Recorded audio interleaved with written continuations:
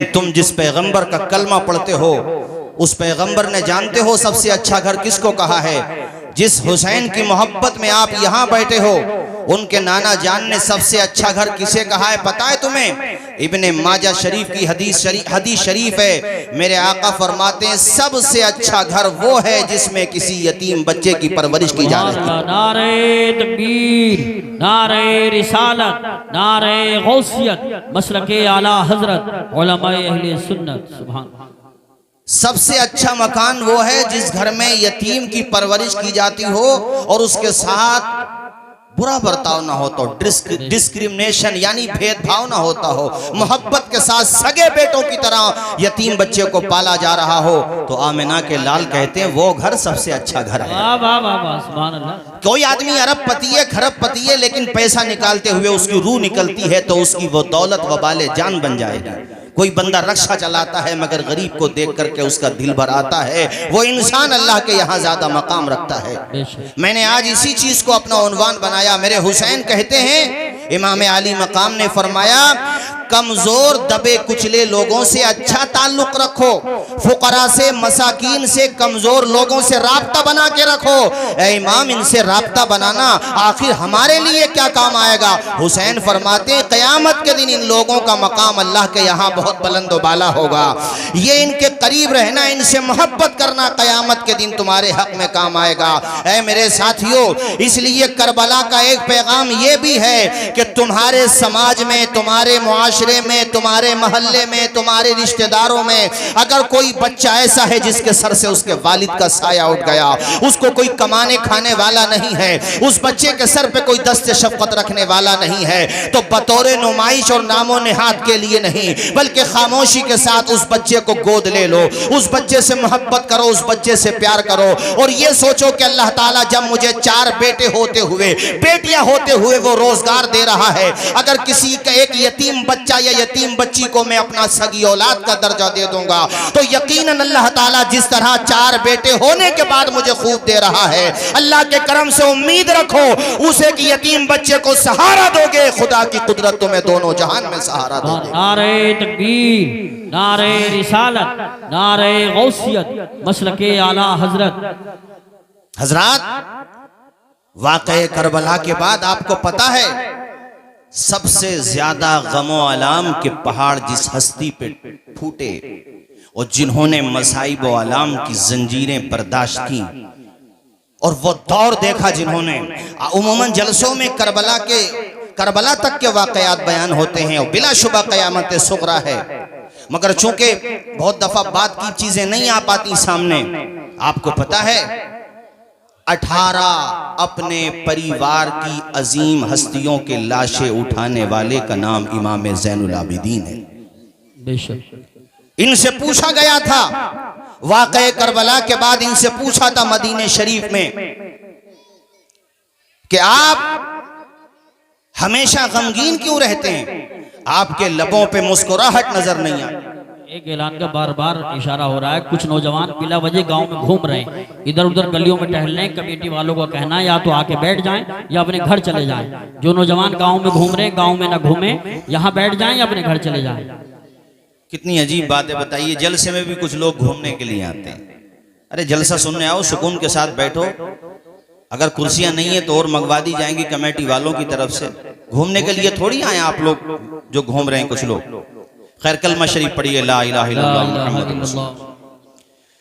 इमाम ज़ैनुल आबिदीन से पूछा गया कि आपके लबों पे मुस्कुराहट नहीं आती, आपकी आंखों में पानी होता है, गम रहता है, तो इमाम ने फरमाया था हजरत याकूब अलैहिस्सलाम के एक बेटे यूसुफ अलैहिस्सलाम गुम हो गए थे। गुम हो गए थे, जिंदा थे, फोत नहीं हुए थे, गुम हो गए थे सिर्फ। तो हजरत याकूब अलैहिस्सलाम रोते रोते उनकी आंखें सफेद हो गई थी अपने बेटे की मोहब्बत में कि अपना गुम हो गया है, मिल नहीं रहा है। अरे तफसीलात जानने के लिए कुरान मजीद में सूरह यूसुफ पढ़ो कि हजरत याकूब कैसे गम और आलाम के दौर से गुजरे। आप दीदा रहते थे, यहाँ तक कि जब बेटे की कमीज उनकी आंखों पे डाली गई थी तो उनकी आंखों में बीनाई वापस आ गई थी। अपनों की मोहब्बत ऐसी होती है। इमाम कहते हैं कि एक बेटे गुम हुए थे जबकि जिंदा थे, उसके बाद गम का ये आलम था हजरत याकूब के। अरे मेरे दिल से तो पूछो, मेरे परिवार के 18 लोग शहीद हो चुके हैं, मेरा बाप शहीद हो चुका है, जिस जैसी हस्ती आज की तारीख में पूरी दुनिया में नहीं, मेरा भाई शहीद हो चुका है। और हजरत टोटल लगा करके खान वादे के जो अफराद थे उनकी तादाद 18 थी, और जानिसारों को भी जोड़ लो तो टोटल तादाद 72 बन जाती है। इतने जनाजे जिस हस्ती ने देखे हों उसका नाम इमाम ज़ैनुल आबिदीन है। मगर इतने गम देखने के बाद भी जलालपुर और आसपास के मेरे दीनी भाइयों, इमाम ज़ैनुल आबिदीन की जबान पर सिर्फ यही रहता था, इन्नल्लाह मअस साबिरीन, अल्लाह सब्र करने वालों के साथ। और ये बात किस तरह से साबित होती है, देखो कि यजीदियों की नस्ल मिट गई। अमर इब्ने साद का जिक्र खत्म हो गया, जो मतलब जिलजोशन का जिक्र खत्म हो गया, खोली का तस्करा खत्म हो गया, यजीद का तस्करा खत्म हो गया, नस्ल का जिक्र नहीं मिलता। लेकिन तने तनहा ज़ैनुल आबिदीन की नस्ल में अल्लाह ने इतनी बरकत दे दी कि दुनिया के किसी खित्ते में चले जाओ तुम्हें ज़ैनुल आबिदीन की खुशबू नजर आ जाएगी, तुम्हें इमाम हुसैन की ज़ुर्रियत की खुशबू नजर आ जाएगी। तादाद से कुछ नहीं होता है, अल्लाह के सपोर्ट से सब कुछ होता है। एक बेटा बचाता हुसैन का, आज नस्ल आबाद है हुसैन की, जलवा है हुसैन का।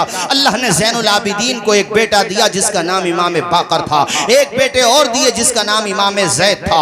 इमाम ज़ैद है लोगों, उनकी नस्ल भी इतनी फली फूली, आज जो बिलगिराम में सादात की खुशबू नजर आ रही है ये इमाम ज़ैद की औलाद नजर आ रही है। इधर चले जाओ महरेरा मुतहरा, ये इमाम ज़ैद की औलाद है। इमाम ज़ैद बेटे हैं ज़ैनुल आबिदीन के, और ज़ैनुल आबिदीन बेटे हैं इमाम हुसैन के, इमाम हुसैन बेटे हैं हजरत फातिमतुज़ ज़हरा के, और फातिमतुज़ ज़हरा बेटी हैं नबी कौनैन आखिर ज़मां की। ऐ मेरे साथियों, मैं आपको ये बताना चाहता हूँ कि अल्लाह सब्र करने वालों के साथ है। ज़ैनुल आबिदीन की नस्ल आबाद हो गई जगह जगह।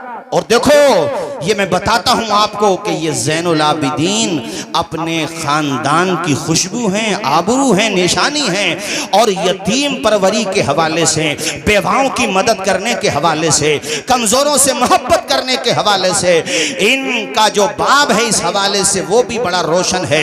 मैं आपको बताता चलूँ कि मदीने शरीफ में जब इनका इंतकाल हुआ, और जब इंतकाल के बाद आपको नहलाने के लिए गस्साल ने आपके जसद अथर पे पानी बहाया और आपके पहलू को उठाया गया तो आपकी पुश्ती अथर पर वजन उठाने के निशानात देखे गए।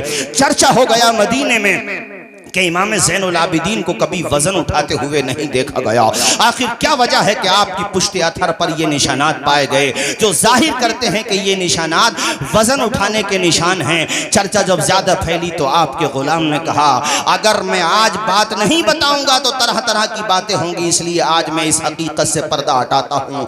रोते हुए गुलाम ने कहा कि मेरा जो आका है, मेरा जो सरदार है इमाम ज़ैनुल आबिदीन, उनकी पुश्ती अथर पर जो ये निशानात तुम देख रहे हो, ये हकीकत में वो निशानात हैं जो रात के अंधेरे में आप अपनी पुश्ते अथर पर गल्ला और लकड़ियां जलाने की गरीबों के लिए पैकेट बना करके उनके घरों पे पहुंचा करके आते थे। ज़ैनुल आबिदीन जब मदीने के लोग सो जाते थे, ये वही निशानात हैं। रात के अंधेरे में जब मदीने वाले सो रहे होते थे तब फातिमतुज़ ज़हरा का पोता इमाम हुसैन का बेटा गरीबों के घरों पे राशन रख के आया करता था।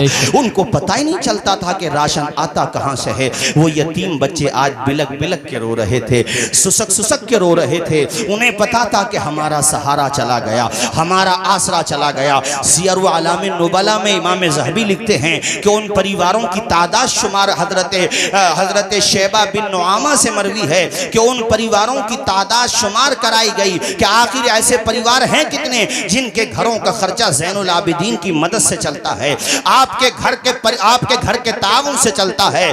तो ऐ जलालपुर के मुसलमानों, कान खोल करके सुनो, कितनी तादाद थी उन परिवारों की, उन यतीमों की तादाद, उन बेवा घरों की तादाद जब जोड़ी गई तो 100 घर ऐसे थे जिनके घरों का चूल्हा ज़ैनुल आबिदीन। सुभान अल्लाह, नारे तकबीर, नारे रिसालत, नारे गौसियत, मसलके आला हजरत मौलाना तौसीफ रज़ा साहिब क़िबला खुद न खाते थे, औरों को खिला देते थे। बेशक कैसे साबिर हैं मोहम्मद के घराने वाले। बेशक तुम्हें जो असल पैगाम देना है, मुझे जो कहना है वो ये है कि उनके नाम पे जलसे करके ये पैगाम और लोगों तक ये बात पहुंचाना मकसद होता है कि अल्लाह ने तुम्हें दौलत दी है तो इस दौलत को झगड़े में, अपनी नाक ऊंची करने में, शादी ब्याह में फजूल तौर पे न बहाओ। अल्लाह ने तुम्हें ये दौलत दी है तो इस दौलत के जरिए यतीमों का सहारा बन जाओ, बेवाओं का सहारा बन जाओ। ज़ैनुल आबिदीन के वालिद इमाम हुसैन कहते हैं, गरीबों से मोहब्बत करो, क़यामत के दिन ये गरीब तुम्हारे काम आ जाएंगे। अल्लाह के यहाँ इनका रुतबा